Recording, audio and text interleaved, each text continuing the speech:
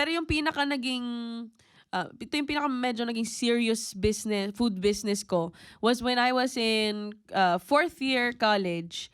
Pandemic kasi noon, so online class.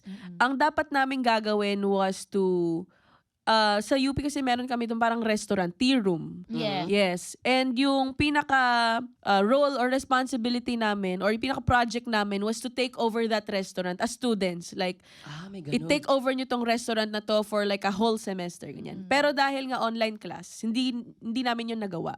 Ang pinagawa sa amin ng teacher ko ay magtayo kayo ng individual food business. Yon. So, ang food business ko na ginawa ko nun, dapat 2 weeks lang siya, is lasagna, tsaka garlic parmesan, parang pizza nuts. Okay. Ayan.